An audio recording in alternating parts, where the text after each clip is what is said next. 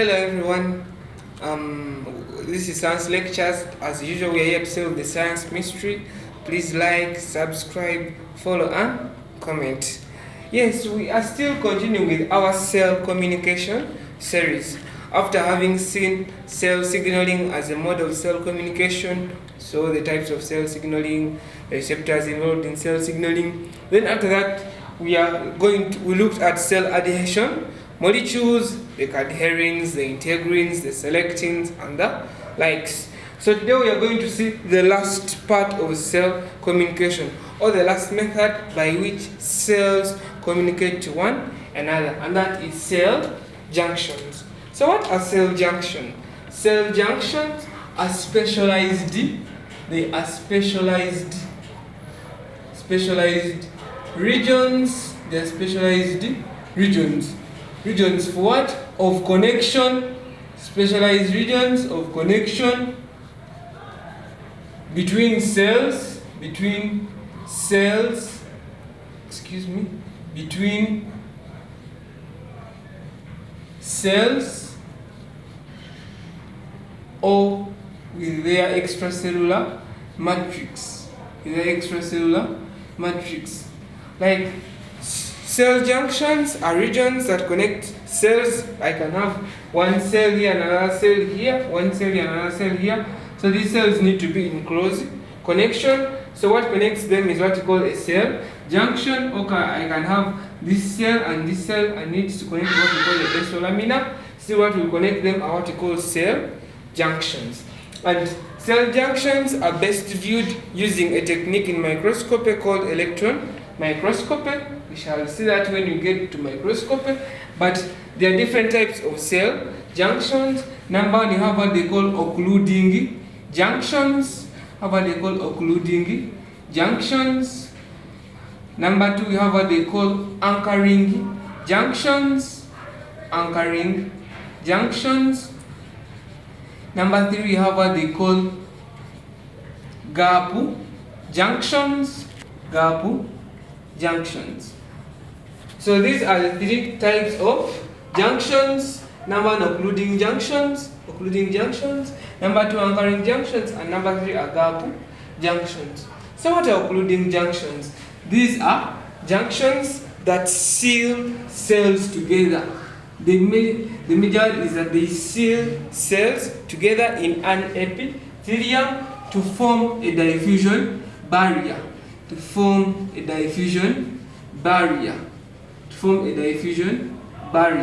seal cells together in an epithelium to form a diffusion barrier to prevent leakage of certain materials, for example, ions, glucose, amino acids, and water. So those are occluding junctions, and they are of three types. Number one, we have what they call tight junctions. These are what we are going to see. Number two, we have what they call leaky junctions. And number three, we have what they call septate junctions.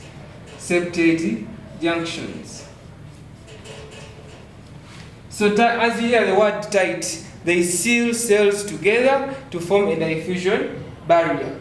Then leaky junctions, they allow passage of some materials. That is what you need to know. They allow passage of some materials. Then septate junctions are very common in invertebrates. They are very common in invertebrates, and for them they're a little bit tight, but not as that tight compared to these two. Number two, we have anchoring junctions. Now these junctions, for them, they connect cells to cells. In fact, the word anchoring means to join. So I anchor you to somebody, that means I join you to somebody. So these ones, they connect cells to cells, or cells to their extracellular matrix. They connect cells to cells or cells to their extracellular matrix, and they are divided into two. We have those that connect cells to cells, and those ones that connect cells to their extracellular matrix. So those ones that connect cells to cells, we have what they call the adherins, or what they call the zona adherins. Then you have what they call the desomosomes. Then those ones that connect cells to the extracellular matrix, we have what we call the hemi, desomosomes. Hemi, desomosomes. All these we are going to discuss. Then lastly, we have what they call gap junctions. Gap junctions. As you hear the word gap. So these ones allow movement of materials from one cell to another without crossing the cell membrane. They provide a gap that allows movement of materials from one cell to another without crossing the cell membrane. And they are divided into three. Number one, you have what they call the plasmodesmata, and this is found only in plants. It is found in plants. Then you have what they call the gap junctions. The gap junctions, these ones we are going to see in details and discover why they are called gap junctions. Then you have what they call chemical synapses. Chemical synapses, and these ones are found in only in animals, because they are the only ones that have a well-developed nervous system. Yes, after having seen the different types of cell junctions, let's look at the first type, and those are occluding junctions. And we said under occluding junctions, we are going to see what they call tight junctions. Tight junctions. Tight junctions. And we say the role of tight junctions is that they seal cells together. They seal cells together. The essence of sealing cells together is that to provide a diffusion barrier, to prevent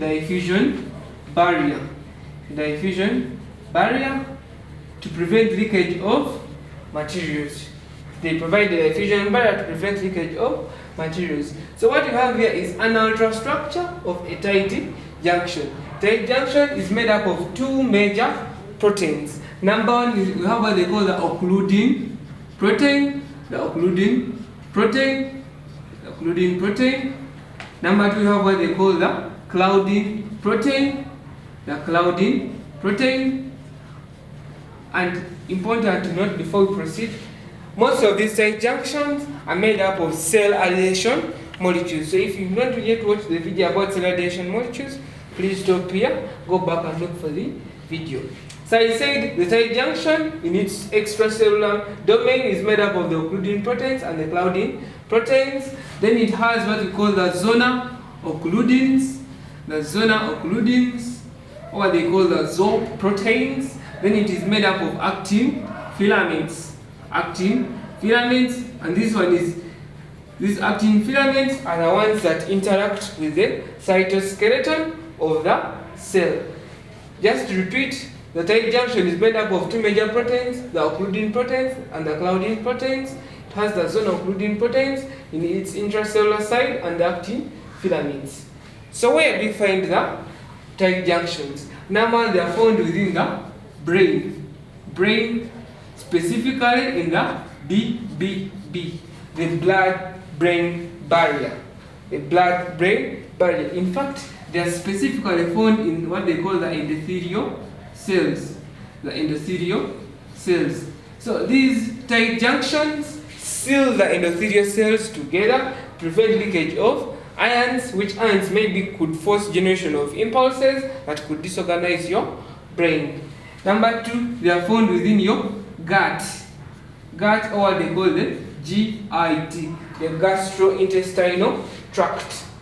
So specifically, they are found in areas like your stomach, then in the ileum. But let's talk about the stomach. So the role of the tight junctions in your stomach is to prevent leakage of materials into your cells. As you discussed in active transport, you must have seen the pumps that are there. So these tight junctions prevent leakage of such ions, especially when there is no impulse for their pumping out. And should these tight junctions in your stomach have any problem, you will suffer from things like peptic ulcers, or things like diarrhea, what they call CDF, Clostridium associated deficit diarrhea, that could be as a result of the damage to your tight junctions. Then I talked of leaky junctions. Leaky junctions. So these leaky junctions are not as tight as the tight junctions. In fact, they don't seal cells together as tight junctions, but they also seal cells together, but they allow some space, and they are found in your kidney, specifically in your nephron, specifically in the proximal convoluted tubule, where they allow selective reabsorption of some materials, things like glucose, things like amino acids in your proximal convoluted tubule. Before I forget, the tight junctions are also found in our respiratory tract. That is why gaseous exchange only takes place at the alveoli surfaces. The rest of the respiratory tract is sealed together by the tight junctions, to make sure that after having looked at tight junctions, occluding junctions, the next type of junctions we are going to look at are anchoring junctions. And we said anchoring junctions, they connect the cytoskeleton of one cell to another cell, or they connect the cytoskeleton of one cell to its extracellular matrix. And we said there are two types of anchoring junctions. Number one, those ones that connect cells to cells, or those ones that connect cells to their extracellular matrix. Those ones that connect cells to cells, or cells to their extracellular matrix. Those ones that connect cells to cells, we have two types: desomosomes. Then we have what they call adherins. What other books will call the zona adherins. Then those ones that connect cells to the extracellular matrix, we have what they call the hemi, which is half desomosomes. Desomosomes. So that is basically the general overview of anchoring junctions. Let's begin by looking at adhering junctions. So adhering junctions, as we said, anchoring junctions are found in areas that are subjected to a lot of shear forces and stresses, things like abrasive forces. That is where we shall find the adhering junctions. So I say they're found in areas that are exposed to a lot of abrasive forces, a lot of shear forces. That's where we shall find the adherents. So what we have here is the ultrastructure of the adherin. I'm assuming I have my cell number 1 and my cell number 2. This is the ultrastructure of an adherin. It is made up of cadherins, and we say cadherins are calcium-dependent glycoproteins. And we say, being calcium-dependent glycoproteins, they will only bind in the presence of calcium ions. So I will have my calcium ions in between here. Then inside here I have anchor proteins, or what you call adapter proteins, things like vinculin. Then here I have my catenins. You remember from the ultrastructure of the cadherin. If you've not yet watched the video, please do so. So I have my B-catenins, or what other books you call beta-catenins. Then I have my actin filaments,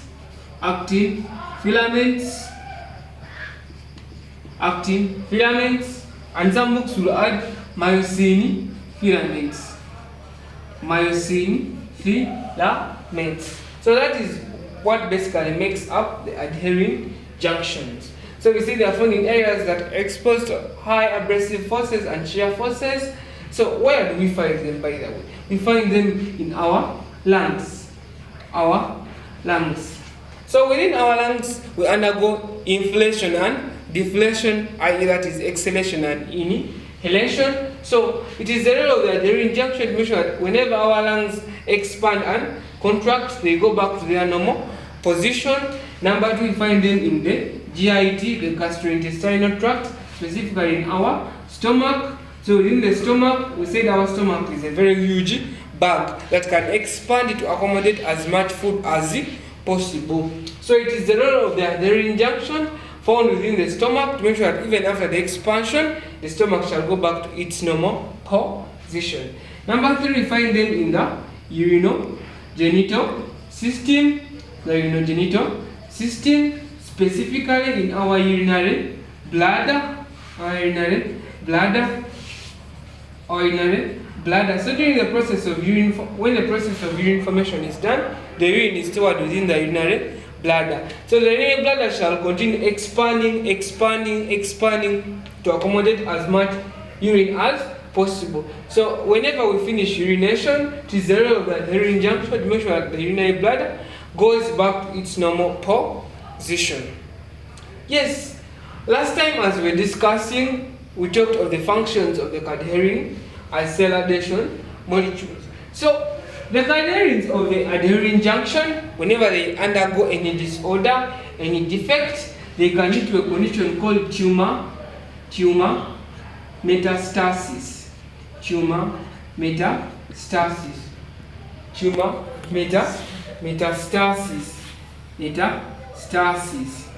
Another condition called tumor metastasis. So what is tumor metastasis? Just a reminder, we say that if a certain part of your cell undergoes uncontrolled cell proliferation, it shall tend to form a swelling. And these are some of the causes of cancers. So whenever these cadherin proteins are infected, that means a certain portion of these cells shall break away, and they go somewhere else where they shall form another solitary cancer. So we call that condition tumor metastasis. And next are desomosomes.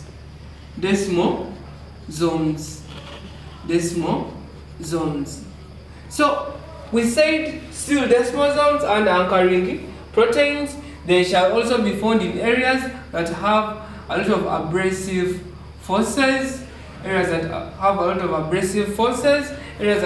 of shear forces and other external stresses.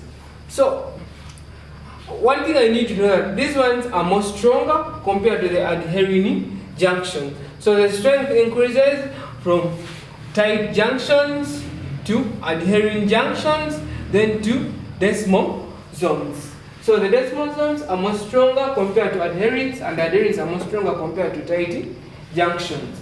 So what you have here is the ultrastructure of a desmosome. It is made up of still cadherins.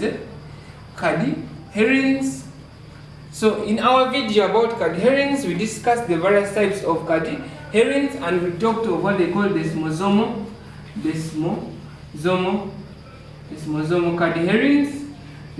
cadherins, specifically desmoglin and desmocolin. So these two cadherins are the ones that make up the desmosome junctions. Then as you're approaching the intrinsic part of the junction, you find what they call the plaque protein, or what some books will call desmoplaking. Then we said they connect the cytoskeleton of one cell to another. When I say cytoskeleton, if you didn't yet watch that video, please do so that you can have an in-depth analysis of what the cytoskeleton means. But here we have our intermediate filaments, specifically keratin.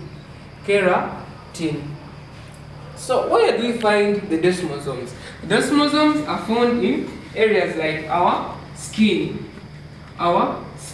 We find them in areas like our skin, and any effect or any disorder that could happen to the desmosome will lead to conditions like pemphigus vulgaris.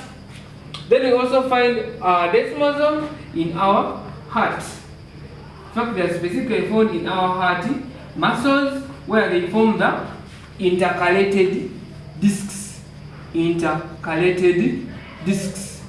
form the intercalated discs.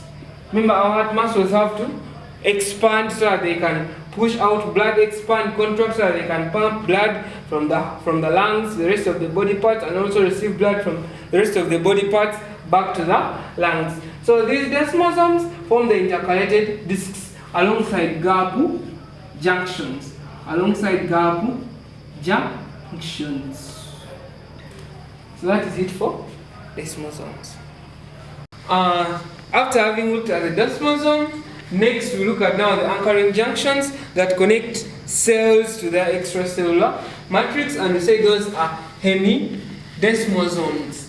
Hemi desmosomes. Hemi desmosomes. Hemi desmosomes. Hemi desmosomes, and we say the hemi desmosomes connect cells to their extracellular matrix. Still, they are also found in areas that are exposed to high shear forces and stresses. So what you have here is the ultrastructure of a hemi desmosome. I'm assuming this is my cell membrane. This is now my vessel lamina. This is my vessel lamina, vessel lamina, and these are my intermediate filaments, intermediate filaments. Specifically, see we have keratin.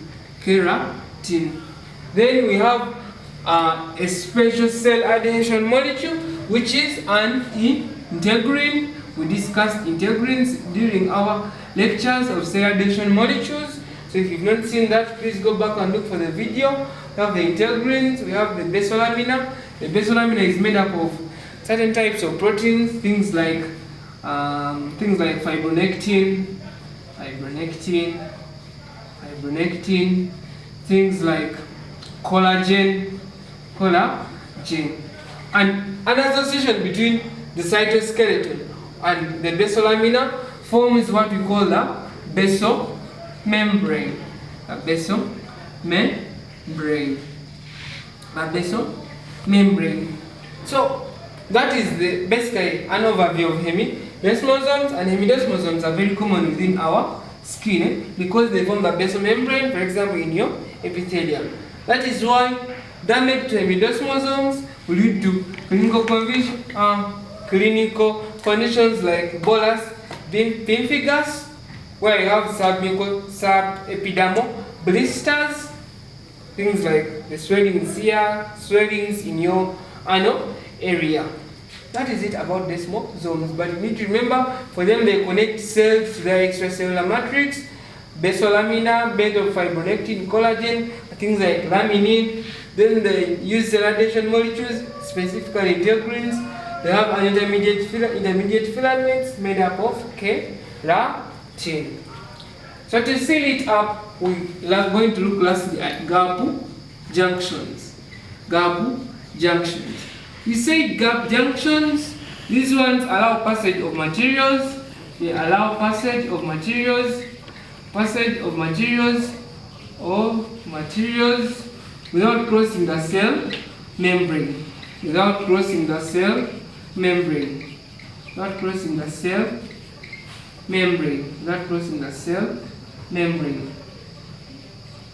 The cell membrane. So they allow materials to move from one cell to another without crossing the cell membrane. What you have here is the ultrastructure of a gap junction, and this one is found in animals. We have the gap junction is made up of certain proteins called connexons. They have a space called a nexus. And connexons are made up of smaller proteins called connexins. In fact, one connexon is made up of 6 connexins. Therefore, one complete gap junction is made up of 12 connexins. And we say gap junctions are not only found in animals, but they are also found in plants. And in plants, gap junctions form connections we call plasmodesmata. So they allow materials move from one cell to another without even passing through the membrane. So where are the gap junctions found? Gap junctions, we say in animals, they are found within our heart. So within the heart, we say they, alongside desmosomes, form what we call the intercalated discs. intercalated discs. Intercalated discs. So, what is the function of gap junctions, by the way?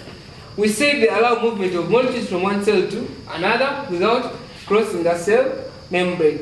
So, we have small molecules as we discussed under cell signaling, things like cyclic adenine monophosphate, which is CAMP, things like inositol triphosphate, which is IP3, and other second messenger hormones. So these molecules easily cross from one cell to another. Assuming your cell is eaten up by a virus X, and you know that RNA viruses move from one cell to another, but they utilize the genetic material. And this cell wants to communicate to this other cell. And assuming these cells have a gap junction, so I said once this cell wants to communicate with this other cell, there will be production of IP3 cyclic adenine monophosphate, and these molecules shall move from this cell to this cell very quickly, and we will use things like apoptosis, and we say apoptosis is what we call programmed cell death. Programmed cell death. So on reception of this, maybe the cell shall activate this shall activate genes that cause the production of lysosomes, and lysosomes are the ones that bring about apoptosis. That is it for cell junctions. Till next time.